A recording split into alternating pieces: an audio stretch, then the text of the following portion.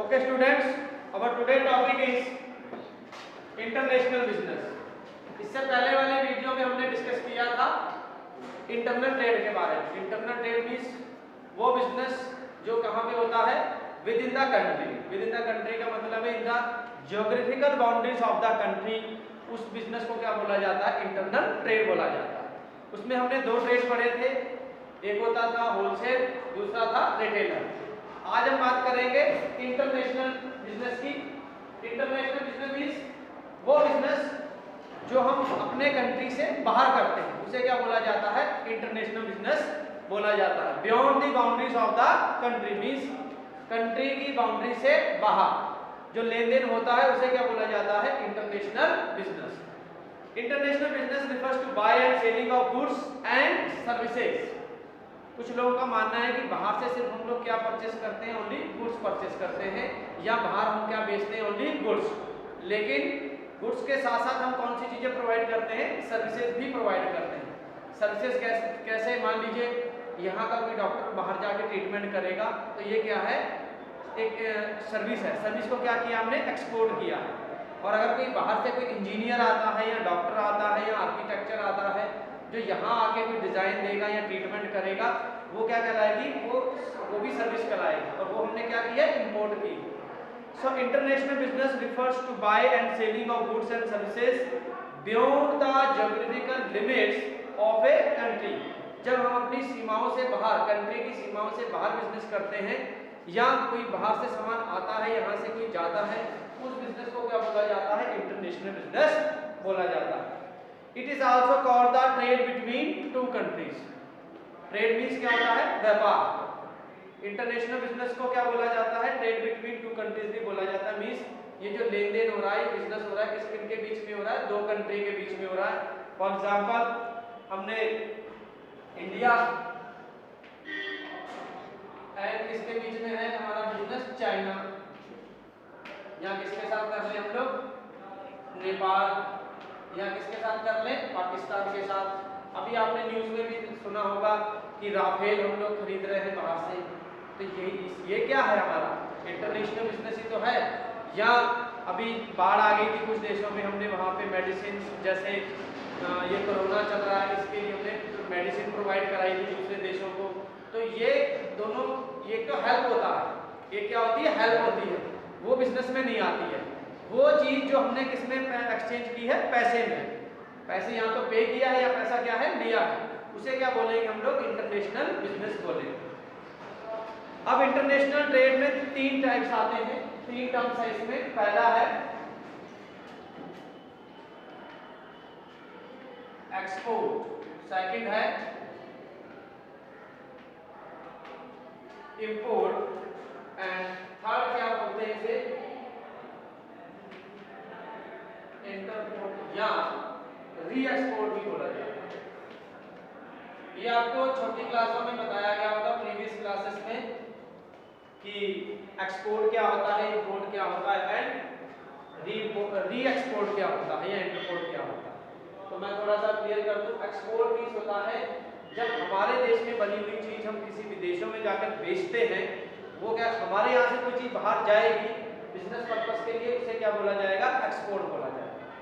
And import means कोई विदेशों से हमने कोई टेक्निक, कोई मशीन, जैसे राफेल खरीदा है, तो राफेल खरीदने वाली कैटेगरी किस में आ जाएगी, हमारी इंपोर्ट में आ जाएगी, क्योंकि हमने विदेशों से क्या किया है, परचेस किया है। यहाँ से जैसे हम लोग मेडिसिन बेचते हैं, वो क्या हो जाएगी, हमारे लिए एक्सपोर्ट हो जाएगी। तो सिंपल क्या है, इन मीन्स हमने कोई चीज मंगवाई, एक्सपोर्ट मीन्स हमने कोई चीज बेची है बाहर।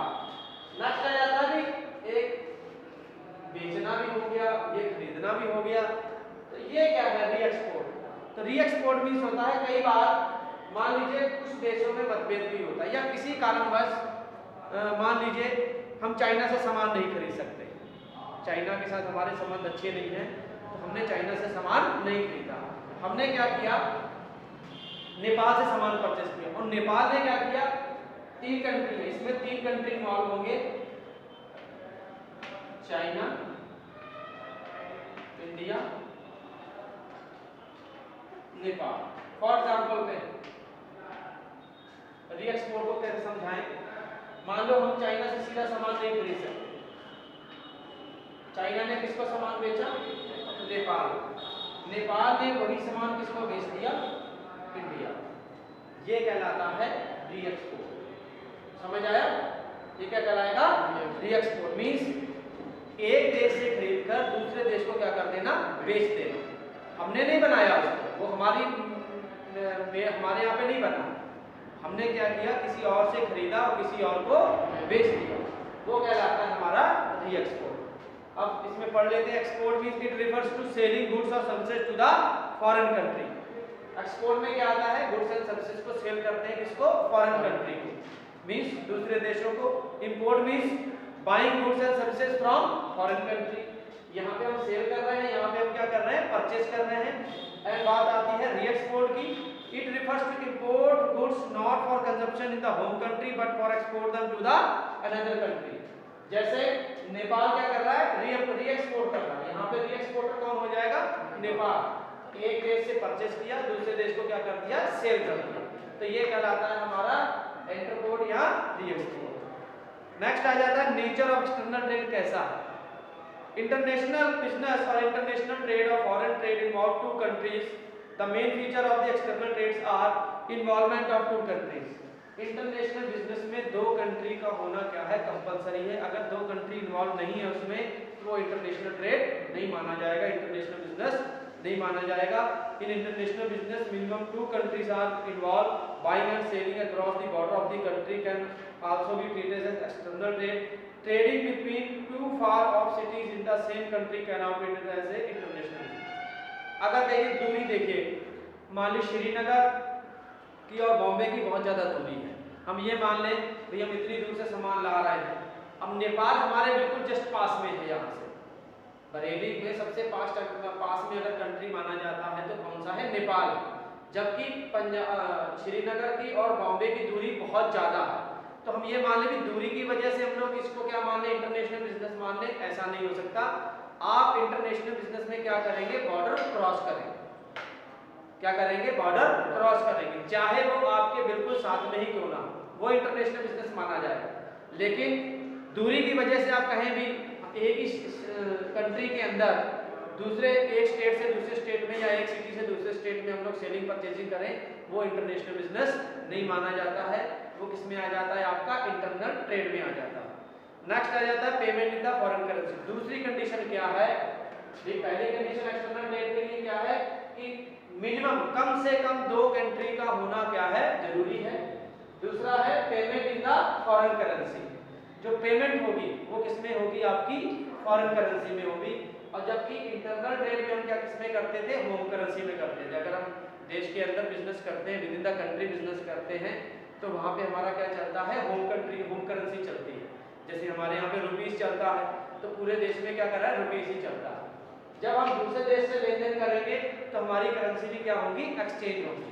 तो इसीलिए पेमेंट किसमें करेंगे? आप फॉरेन करेंसी में करेंगे। मान लीजिए आप नेपाल से बिजनेस कर रहे हैं, नेपाल से सामान खरीदते हैं, तो नेपाल को जो पेमेंट होगी वो किस करेंसी में होगी? नेपाल की करेंसी में होगी। और नेपाल वाला अगर हमारे हमसे बिजनेस करेगा तो किस में करेगा? रुपीस में करेगा। So each country has its own currency. Payment of import goods is made in the foreign currency and payment for export is also received in the foreign currency। जब आप लेन देन करते हैं इंटरनेशनल तो आपको foreign currency के साथ exchange करना पड़ेगा। नेक्स्ट आ जाता है प्रॉब्लम कौन कौन सी आती है? भाई इंटरनल घर में बिजनेस करना तो इजी पड़ता है, उसमें क्या क्या था भाई? एक तो करेंसी की कोई प्रॉब्लम नहीं थी, लैंग्वेज की कोई प्रॉब्लम नहीं थी। लैंग्वेज अभी कंट्री हमारा तो देश जो है इसमें तो बहुत सारी लैंग्वेज है। अब पंजाब वाला कोई सरदार जी अगर बिजनेस करेगा जाके साउथ में, तो साउथ वाले तो उनकी अपनी भाषा है, किसी की तमिल है, किसी के बंगाली है, तो कंट्री में भी ये प्रॉब्लम आ जाती है। लेकिन जब आप विदेश में जाके बिजनेस कर रहे हैं, उनकी तो लैंग्वेज हमसे बिल्कुल ही डिफरेंट है, कल्चर उनका डिफरेंट है, करेंसी डिफरेंट है।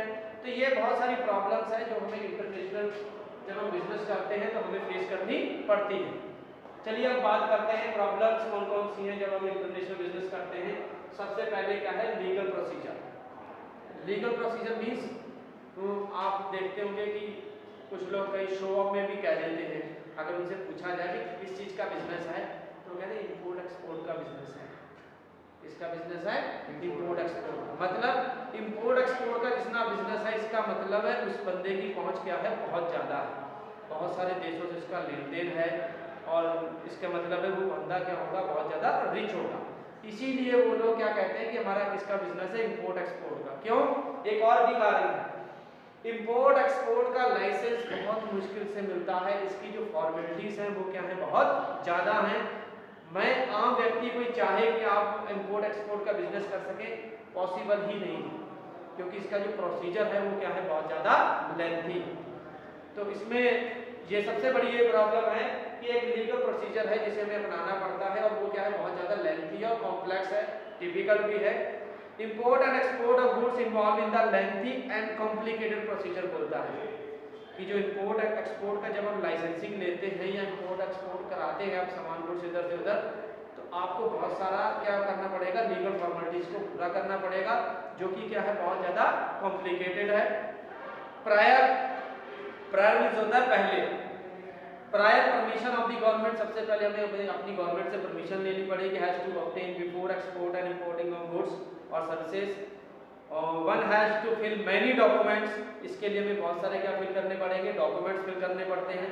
कस्टम क्लियरेंस देना पड़ेगा, conversion of rupee into the foreign currency, अपने कंट्री की जो करेंसी है उसको जिस कंट्री के साथ आप बिजनेस करना चाहते हैं उस करेंसी के साथ उस करेंसी को क्या करना पड़ेगा, कन्वर्ट करना पड़ेगा। और फॉरेन बुकिंग द शिप, अगर आप शिप से भाई इंपोर्ट एक्सपोर्ट किससे होगा, शिप से ही तो होगा, प्लेन से तो बहुत कम सामान आता है, उसमें तो फाउंडेशन होती है, लेकिन जो आप लेन देन करते हैं एक्सपोर्ट इंपोर्ट का वो किसके थ्रू होता है, शिप के थ्रू। बीस पानी वाले जहाज जो चलते हैं उन्हीं पे जो कार्गो बड़े बड़े होते हैं उसी में आपका सामान आएगा भी और उसी में क्या है, जाएगा। उसके लिए आपको बुकिंग करनी पड़ेगी। All this are timing consuming activity, complicated and timing consuming process है ये सारी फॉर्मेलिटीज पूरी करने के लिए। सो इसीलिए जो सबसे पहले जो प्रॉब्लम क्या आती है, लीगल प्रोसीजर की, बहुत टिपिकल प्रोसेस है। नेक्स्ट आता है हमारे पास रिस्ट्रिक्शंस। रिस्ट्रिक्शंस मीन्स होता है कुछ प्रतिबंध या बाधाएं, या गवर्नमेंट ने कुछ क्या पाबंदियां जिसे बोलते हैं कि अभी जैसे कोरोना वायरस चल रहा है तो आपको ये कंपलसरी कर रखा है कि आप मास्क लगा के रखेंगे, ये कंपलसरी है। दिल्ली में तो फाइन भी चार्ज करना शुरू कर दिया 1000-2000 रुपीज़। तो कुछ पाबंदियां जैसे लगाई जाती हैं कि अब कौन कौन सी रिस्ट्रिक्शंस है, the international business not as a free for international trade, means international business internal trade की तरह नहीं है कि आप जब चाहें जहाँ मर्जी सामान को बेच सकते हैं, खरीद सकते हैं। In case of several items export and import licence has to be obtained, बहुत सारे अगर आपने कोई सामान बाहर से मंगवाना है तो कुछ आइटम्स के ऊपर गवर्नमेंट ने क्या लगा रखा है, रिस्ट्रिक्शंस लगा रखे हैं कि ये गुड्स आप ना तो यहाँ से बेचेंगे और ना ही बाहर से मंगवाएंगे। जैसे कस्टम क्लियर, जैसे आए दिन नारकोटिक डिपार्टमेंट जो है ड्रग्स के बारे में, या गोल्ड ज्वेलरी है आप ज़्यादा नहीं लेके आ सकते, उसके ऊपर क्या है, पाबंदी लगा रहे, रिस्ट्रिक्शंस लगा रखे हैं। सो many restrictions are imposed by the government on import and export of certain items। तो जरूरी नहीं कि आप जब चाहे किसी भी चीज़ को आप यहाँ से बेच सकते हैं या वहाँ से मंगवा सकते हैं। गवर्नमेंट ने एक लिस्ट बना रखी है कि आप उन गुड्स को जो यहाँ पे ज़्यादा जरूरी है या नशीली जितने पदार्थ हैं ना तो यहाँ से बेचेंगे और ना ही बाहर से क्या करेंगे, इंपोर्ट करवाएंगे। नेक्स्ट आता है high risk. Risk means chances of loss. अब भाई हम यहाँ बिजनेस करते हैं इसमें रिस्क बहुत होता है, और जब आप कहाँ बिजनेस कर रहे हैं, विदेशों में बिजनेस करते हैं तो वहाँ पे तो बहुत ज़्यादा रिस्क है, आपका पैसा भी बहुत ज़्यादा इन्वेस्ट होता है, रिस्क भी क्या है, बहुत ज़्यादा है। The risk involve in the international business much higher than the internal trade due to the long distance there is a risk of damage of goods in transit. Transit means जो सामान हमारा आ रहा है जा रहा है, आते जाते भाई शिप पे जा रहा है, शिप में डूब भी सकता है, सामान खराब। सबसे बड़ा रिस्क क्या है, जब आप गुड्स को यहाँ से बेचते हैं या बाहर से मंगवाते हैं तो उसके रास्ते में डैमेज होने के चांस क्या है, सबसे ज़्यादा है, क्योंकि सफ़र क्या है, बहुत लेंथी है, 2 महीने 3 महीने लगते हैं गुड्स को यहाँ से जाने और आने में। There is also the risk of fluctuation in the currency conversion rate. अब सबसे और रिस्क क्या आ गया कि करेंसी का रेट कभी ज़्यादा हो जाता है, कभी कम हो जाता है। मान लीजिए आज हमारे मार्केट में हमारे रुपए की कीमत कितनी है, 70 है। कितनी है, 70 मीन्स विदेशों का 1 रुपया, मान लीजिए डॉलर कितने में जा रहा है, 1 रुपए में, और हमें इस डॉलर के बदले में कितने पैसे देने पड़ रहे हैं, 70 रुपए। मान लीजिए डॉलर की कीमत बढ़ जाए, जो रेट हमने आज 70 रुपए से तय किया था, कल को हमें उसके 80 रुपए देने पड़ जाए, तो इसका भी हमें क्या उठाना पड़ेगा, 10 रुपए का लॉस हो जाएगा। दूसरा, export must take marine insurance policy before sending the goods through the ship.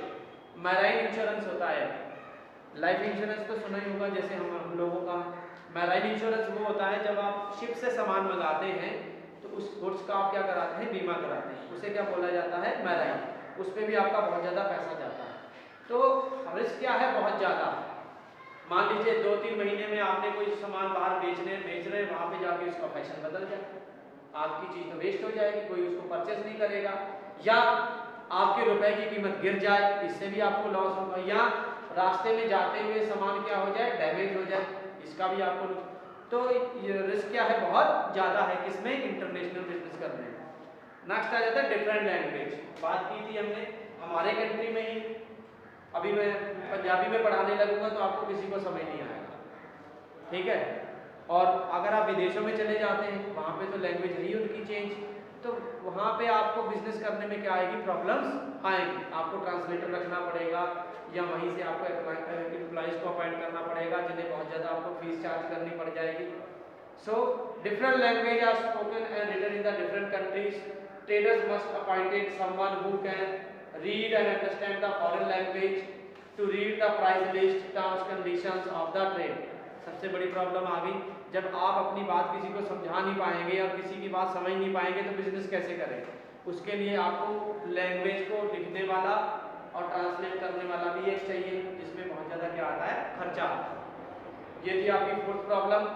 Next आ जाता है 5th, arrangement of foreign currency. भाई लेन देन करोगे तो पैसा चाहिए, पैसा किस में चाहिए, जिस कंट्री में आप लेन देन करेंगे उसी की क्या चाहिए, आपको करेंसी चाहिए, ठीक है। So for making the payment of imported has to be arrangement the foreign currency which involve the lengthy procedure. ज़्यादा पैसे की जरूरत किसको पड़ेगी, जो इंपोर्ट कराएगा। मान लीजिए मैंने अमेरिका से कोई गुड्स यहाँ पे मंगवाया तो मुझे डॉलर में पेमेंट करना पड़ेगा, मीन्स अपने जितने भी रुपीज़ है मुझे किस में कन्वर्ट करने पड़ेंगे, डॉलर में कन्वर्ट करने पड़ेंगे। So these are the problems of internal trade। अब बात करते हैं डिफरेंस क्या है इसमें, इंटरनल ट्रेड में and external trade. External trade means international business में और हमारे यहाँ पे जो बिजनेस होता है कंट्री के अंदर, उन दोनों में डिफरेंस क्या है। पहला है buying and selling of goods with in the geographical limits of the country. Internal trade जो होता है जो विद इन द कंट्री होता है, कंट्री के अंदर होता है, लेकिन एक्सटर्नल कंट्री के बाहर। नेक्स्ट है इंटरनल ट्रेड में एक ही कंट्री इन्वॉल्व होता है, एक्सटर्नल ट्रेड में कितने कंट्री, मिनिमम 2 कंट्री इन्वॉल्व होते हैं। रिस्क इंटरनल ट्रेड में ज़्यादा रिस्क नहीं है, लेकिन एक्सटर्नल ट्रेड में रिस्क क्या है, ज़्यादा है। करेंसी यूज, इंटरनल ट्रेड में होम करेंसी यूज होती है, जिस कंट्री में आप बिजनेस कर रहे हैं उसकी, और एक्सटर्नल ट्रेड में आपको फॉरेन करेंसी चाहिए। प्रोसीजर, इंटरनल ट्रेड के लिए कोई लाइसेंसिंग की कोई ज़्यादा फॉर्मेलिटीज़ नहीं है, छोटे मोटे बिजनेस के लिए तो लाइसेंस की भी जरूरत नहीं है, लेकिन एक्सटर्नल ट्रेड के लिए आपको बहुत लेंथी प्रोसीजर अपनाना पड़ता है, बहुत ज़्यादा टिपिकल है, टाइम कंज्यूमिंग है। पेमेंट, इंटरनल ट्रेड में आप पेमेंट चाहते कैश भी कर सकते हैं और चेक से भी हो सकती है। एंड एक्सटर्नल ट्रेड में क्या करना पड़ेगा, payment are made through the bill of exchange और थ्रू बैंक। या तो बिल ऑफ एक्सचेंज से पेमेंट करना पड़ेगा या किससे करेंगे, बैंक से करेंगे। Legal rules and regulation means यहाँ पे इंटरनल ट्रेड में उसी कंट्री के रूल्स एंड रेगुलेशन चलेंगे जहाँ पे आप क्या कर रहे हैं, बिजनेस कर रहे हैं। लेकिन एक्सटर्नल ट्रेड में आपको international rules and regulation follow करने पड़ते हैं, जो कि अभी जैसे आपने देखा होगा कि आए दिन सेमिनार्स होते हैं, मीटिंग्स होती हैं, हमारे यहाँ के जो मिनिस्टर्स हैं वो जाते हैं, तो वो ऐसे सेमिनार्स में जाते हैं कि नया रूल्स बने, या आपस में 2 कंट्री में कोई डिस्प्यूट होता है उसको कैसे सेटल किया जाता है। मीन्स जो कंट्री नहीं मानता उसके ऊपर बहुत सारे क्या लगाए जाते हैं, रिस्ट्रिक्शंस लगाए जाते हैं। तो आपको जो rules and regulation external trade में क्या करने पड़ेंगे, जो इंटरनेशनल बनाए गए हैं वही फॉलो करने पड़ेंगे सभी कंट्री के लिए।